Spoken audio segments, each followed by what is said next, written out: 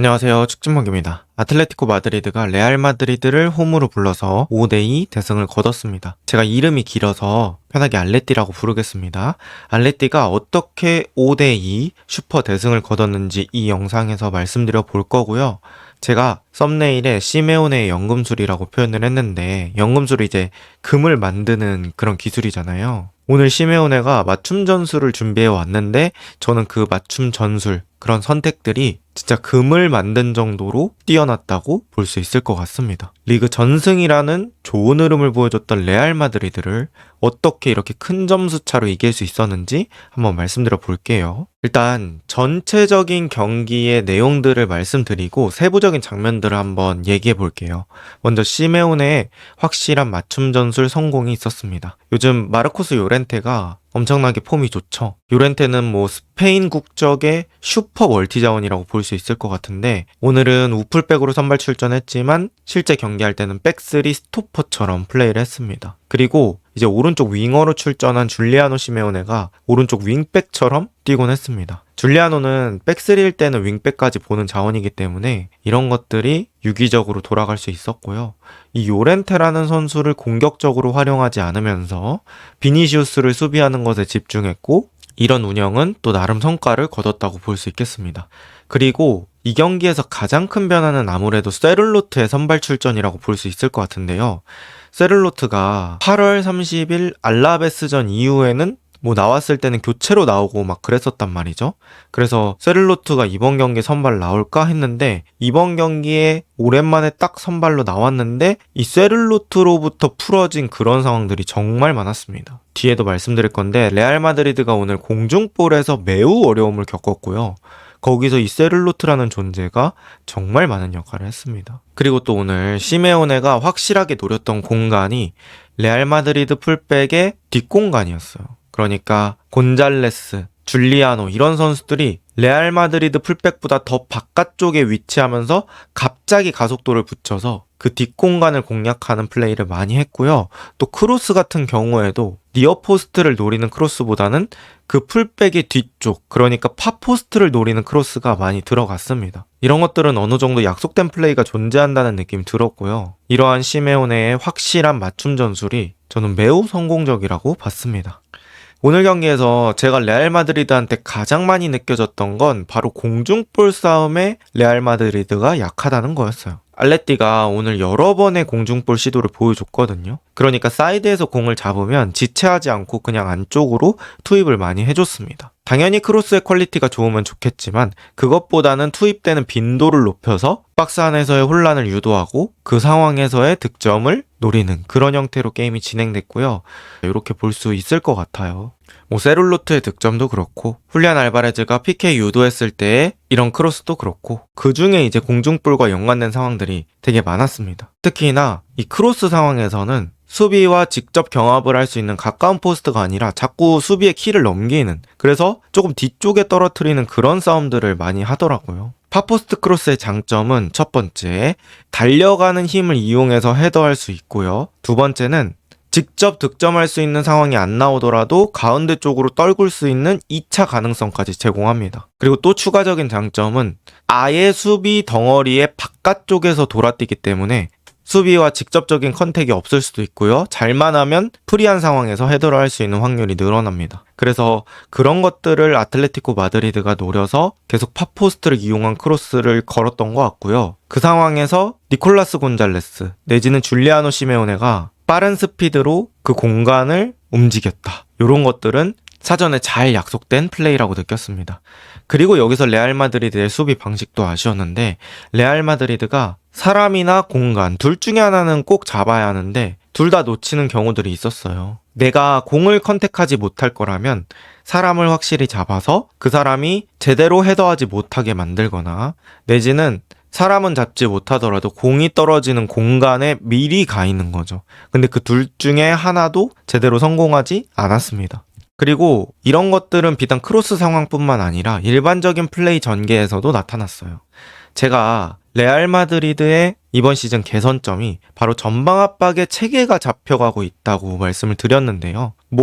오늘 경기에서 앞쪽에서의 전방 압박이 막 부족했다, 요런 장면까지 저는 느끼지 못했는데, 문제는 레알 마드리드가 전방 압박을 걸면 이제 상대 센터백들이 그런 것들을 빠져나가기 위해서 롱킥을 때릴 때가 있잖아요. 근데 그 롱킥에서 레알 마드리드 센터백들이 세를로트한테 정신을 못 차렸습니다. 이 세를로트 머리 쪽으로 경합을 시켜주면 높은 비율로 싸움을 성공하는 그런 상황들이 많았어요. 그리고 전방 압박을 한다는 건 센터백들도 같이 올라갈 수밖에 없고요. 그 센터백이 같이 올라온 상황에서 세를로트한테 헤더 싸움을 져버리면 그 주변에 있는 선수들이 그 떨어진 세컨볼을 잡았을 때는 레알의 센터백 몇 명이 안 남아 있는 거죠. 그럼 바로 공격수와 수비수, 소수 대 소수 싸움이 펼쳐집니다. 이 상황에서는 당연히 공격수가 유리한 상황이 될 수밖에 없죠. 이렇게 레알 마드리드가 하던 전방 압박은 잘했지만 그 뒤처리가 잘 되지 않으면서 레알 마드리드는 오늘 공중볼 싸움에서는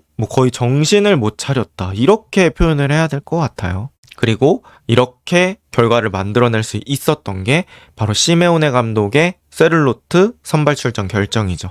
그 다음 세컨볼 처리에 대해서도 말씀을 드리고 싶은데, 알레티가 세컨볼 처리가 훨씬 좋았습니다. 저는 편하게 탱탱볼 싸움이라고 얘기를 하는데요. 공이 바닥에 붙어있지 않고 롱볼을 때린 다음에 거기서 떨어지는 그 공을 경합하고 파울 내고 힘싸움하고 요런 것들을 저는 편하게 탱탱볼 싸움이라고 부르는데, 그 탱탱볼 싸움에서 알레티가 훨씬 더 많은 비율로 소유권을 가져갔습니다. 알레티가 레알 마드리드와 다른 점이 뭐냐면, 이미 공중볼을 때리는 시점부터 제3자가 그 공으로 접근할 준비가 되어 있습니다. 쉽게 말하면 공을 때리는 사람 1번, 공을 헤더하는 사람 2번, 그 1번과 2번 선수 말고 나머지 제3자들이 이미 그 공 쪽으로 뛰어갈 준비가 되어 있다는 거죠. 이 제3자의 준비 과정에서 레알보다 알레티 선수들이 훨씬 더 빨랐습니다. 그리고 지금처럼 공 주변으로 순간적으로 모이는 속도가 좋았습니다. 이런 것들은 당연히 체력적인 준비가 되어 있다는 얘기겠죠. 그리고 저런 탱탱볼을 자기네 걸로 가져온 다음에 처리하는 그런 깔끔함, 이런 것들도 좋았습니다. 이런 것들은 사실 선수들의 컨디션과도 연관이 있는 것 같은데, 오늘 알레티 선수들의 컨디션도 괜찮았습니다. 그래서 공이 땅에 붙어있지 않은 상황들을 많이 발생시켰고, 그런 거에서 알레티가 확실한 우위를 가져갔다. 레알 마드리드가 어쨌든 떠있는 공에 대해서 많이 고전했던 게임이 이번 게임이다, 이렇게 볼 수 있을 것 같아요. 그리고 또 하나, 에너지가 떨어지지 않았습니다. 뒤에서도 설명드리겠지만 일단 전체적으로 4-4-2를 선발 포메이션으로 들고 왔지만 수비 시에는 5-3-2 체제로 수비를 했던 알레티입니다. 근데 일단 기본적으로 지역 수비를 수행을 하면서 이 박스 안, 그러니까 자신들이 구성하고 있는 그런 수비 블럭 안으로 들어올 땐 순간적으로 대인 방어 형태로 바뀝니다. 지금 장면처럼 이 공을 가지고 있는 선수 주변에 3명은 1대1 마킹이 잘 되어 있죠. 그러니까 오기 전까지는 지역을 막는 형태로 가다가 공이 들어오는 순간 딱 대인마크로 바뀌는 그런 유기적인 수비 체제가 저는 오늘 좋았고요. 역시나 이런 것도 재료는 체력입니다. 근데 아틀레티코 마드리드의 체력이 오늘은 더 우위였다, 이렇게 얘기할 수 있을 것 같습니다. 그리고 그런 체력을 바탕으로 수비진의 간격이 잘 유지됐고요. 제가 말씀드렸던 수비 원칙, 지역 방어를 하다가 순간적으로 대인마크로 변환하는 그런 수비 원칙이 잘 유지가 됐습니다. 그리고 알론소의 선택에 대해서도 말씀을 드려볼게요. 오늘 알론소는 3미드를 벨링엄, 추아메니, 발베르데 이렇게 선택을 했습니다. 근데 벨링엄이 사실 부상 복귀한 지 얼마 안 됐고 이제 클럽 월드컵을 제외하고는 리그에서 지금 잘 되고 있는 사비 알론소의 시스템에 들어가서 플레이한 그런 플레이 타임이 매우 적죠. 그런데 이런 큰 경기에 시스템에 덜 적응된 벨링엄을 바로 선발 출전시키는 거, 결과론적이긴 하지만 실패로 돌아갔습니다. 또 추아메니, 발베르데 이 두 선수의 하프 스페이스 커버도 저는 아쉽다고 느꼈습니다. 그러니까 이제 상대가 하프 스페이스를 많이 노리는 공격, 예를 들어서 카레라스나 카르발 같은 선수들을 측면 윙어들이 바깥으로 끌어내고, 그러면 이제 레알의 풀백과 센터백 사이의 공간이 벌어지게 되잖아요. 그 공간을 알레티가 노린다고 했을 때는 이 투볼란치, 발베르데나 추아메니가 그 공간을 같이 커버를 해주는 그런 유기적인 수비 방법이 필요한데, 이 두 선수가 그 하프 스페이스를 같이 들어가주는 움직임은 저는 좀 부족했다고 느꼈습니다. 그러니까 수비할 때 그냥 포백 앞에 2명이 서 있는 그런 일반적인 수비 형태로만 수비가 됐던 것 같아요. 그래서 그런 것들은 좀 아쉬웠다고 느꼈고요. 또 발베르데가 미드필더 같은 탈압박은 조금 부족했다? 요렇게 저는 표현을 하고 싶어요. 발베르데가 사실 발기술이 엄청 뛰어나고 뭐 그런 선수는 아니잖아요. 빠따가 좋고 전진성 좋고 활동량 좋고 이런 것들은 있지만 이 좁은 공간에서 유려하게 탈압박하는 거, 또 공을 엄청 정교하게 뿌려주는 거, 이런 거에 장점이 있는 선수는 아니기 때문에 좁은 공간과 단단한 수비진을 뚫는 거에는 조금 더 어려움을 겪었던 그런 느낌이 있고요. 크로스 없을 때의 벨발추에서 나왔던 아쉬움이 오늘은 좀 느껴졌던 그런 경기라고 생각합니다. 어쨌든 이 벨발추가 선발로 나왔을 때는 경기를 디자인하는 선수라고 해야 될까요? 그런 선수가 좀 아쉽다는 생각이 들더라고요. 물론 이제 벨링엄이 플레이메이커적인 그런 측면이 있긴 하지만 아래서부터 전체적으로 경기를 조율하고 경기를 그려나가는 그런 유형이 지금은 없다고 해야 될까요? 그러니까 오히려 이런 거에서 부족함을 느낄 때는 저는 세바요스가 그런 부분은 살짝 채워줄 수 있지 않을까라는 생각이 있긴 합니다. 어쨌든 토니 크로스, 모드리치가 없는 상황에서는 이 선수들의 조합적인 그런 약점은 드러났던 경기라고 보입니다.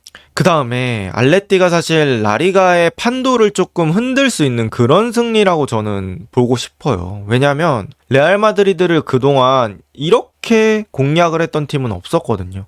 일단 첫 번째, 레알 마드리드가 이렇게까지 수비 시간이 많았던 적, 그러니까 공격을 얻어맞았던 적이 없습니다. 즉 이렇게 꼬마처럼 많이 크로스를 시도한 팀이 없었다는 거죠. 크로스를 많이 시도해 봐야 레알 마드리드가 공중볼에 약한 팀이구나, 이런 것들을 확인할 수 있는 기회가 있는 건데 지금까지는 그런 것들이 좀 베일에 쌓여 있었다는 거죠. 근데 알레티가 오늘 이렇게 많은 크로스를 집어 넣으면서 또 일반적인 그냥 막 올리는 크로스가 아니라 명확한 목적과 타겟팅이 있는 크로스를 만들어냄으로 인해서 레알 마드리드가 그런 거에 약점을 보인다는 걸 캐치했습니다. 이것들은 다른 라리가 팀 내지는 레알 마드리드를 상대하는 유럽 팀들에게 아주 좋은 자료가 될 것 같아요. 그리고 포페가 볼란치들의 커버도 아쉬웠다는 거, 이런 것들도 레알 마드리드가 보완해야 될 부분이고요. 다른 팀들은 그런 것들을 집요하게 물고 늘어지지 않을까 싶습니다. 이제 오늘 경기에서 나왔던 그런 장면들을 간단히 말씀드려보면 4-4-2로 나왔지만 아까 말씀드렸던 것처럼 줄리아노를 윙백처럼 배치를 하면서 비니시우스의 빠른 발을 줄리아노의 빠른 발로 대응할 수 있었던 것 같습니다. 그리고 레알 마드리드는 빌드업할 때 변형 비대칭 백스리, 카르바알과 비니시우스를 같은 높이까지 올려놓으면서 아르다 길러를 안쪽으로 투입해서 조금 더 공격형 미드필더처럼 활용을 했습니다. 그리고 실제로 이런 것들은 성과를 거뒀죠. 아르다 길러가 박스 안에서 득점을 했으니까요. 그렇긴 하지만 이 알레티의 5-3-2 수비, 측면에 어느 정도 공간은 허용하겠지만 결정적인 중앙 공간은 허용하지 않겠다는 그런 의도가 엿보였습니다. 그리고 또 오늘의 맨 오브 더 매치 최고의 선수 훌리안 알바레즈 얘기 안 할 수 없습니다. 오늘은 이제 그야말로 축신이라고 부를 수 있을 것 같아요. 여러 명과 싸움에도 대응이 되는 돌파 능력, 이게 저는 되게 컸다고 보거든요. 훌리안 알바레즈가 일단 기본적으로 레알 마드리드 상대로도 한 명 정도는 제쳐낼 수 있는 능력, 그런 것들을 보여줬고, 뭐 공격에서 마무리가 잘 안 되더라도 그 세컨볼을 향해서 다시 달려가는 그런 에너지, 이런 것들도 충분히 좋았다. 그리고 훌리안이 사실 투톱 중에 한 자리긴 하지만 뭐 공격형 미드필더 역할도 하고 약간은 내려와서 연계도 풀어줄 때도 있고 정말 여러 가지 역할을 공격에서 많이 했거든요. 그래서 공격이 잘 돌아가는 그런 핵심 선수 중에 한 명이었다, 이렇게 볼 수 있을 것 같고요.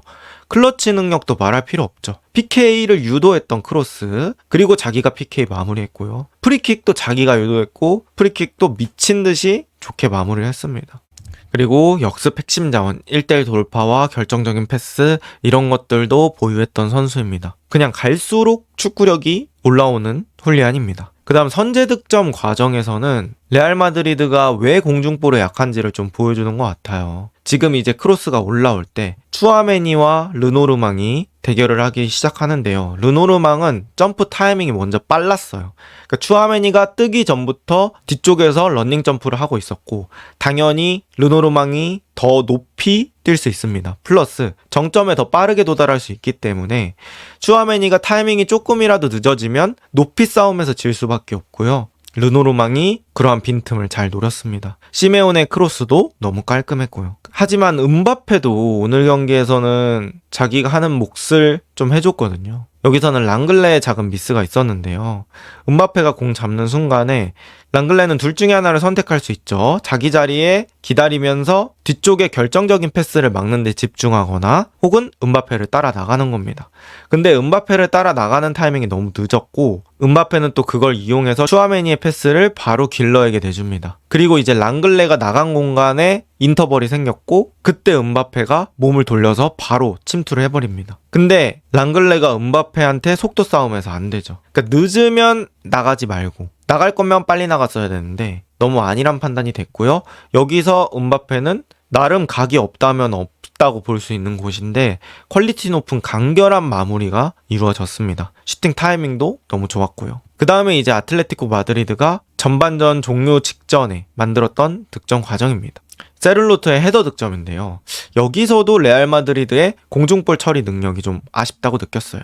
지금 올라오는 크로스도 여전히 먼포스트 쪽으로 크로스가 들어가죠. 자, 위쪽에 1번 장면부터 보도록 하겠습니다. 그때 하위선은 다른 선수, 카레라스는 세를로트 앞에 있었습니다. 이제 하위선 입장에서는 카레라스가 세를로트를 잡겠구나 이렇게 생각을 했을 거예요. 근데 세를로트가 또 영리하게 하위선과 카레라스 그 둘 사이로 가로질러 뜁니다. 그렇게 되면 하위선과 카레라스 둘 중에 맨마킹에 좀 혼선이 생기고요. 저는 여기서 카레라스가 조금 사실 아쉬웠던 게 지금 카레라스가 1번에 있는 위치를 보면은 공과 세를로트 둘 다 시야에 담을 수 있는 그런 위치였어요.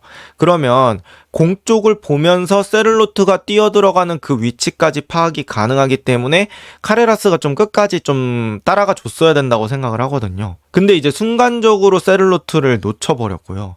그 다음에 이제 하위선은 아까 말씀드렸던 것처럼 맨투맨이 나한테도 있으니까 세를로트는 카레라스가 막아줬겠지 생각을 하고 이 따라가는 세를로트를 조금 쉽게 생각했던 것 같습니다. 그리고 여기서 2번에서 하위선의 시야를 보면 하위선은 공까지 봐야 되기 때문에 자신의 등 뒤로 도는 세를로트에 대한 완전한 시야가 파악이 되어 있지 않습니다. 그래서 저는 둘 다 볼 수 있는 카레라스가 같이 묶어줬어야 된다고 생각을 하고요. 어쨌든 이 상황에서 세를로트가 적절한 득점을 했습니다.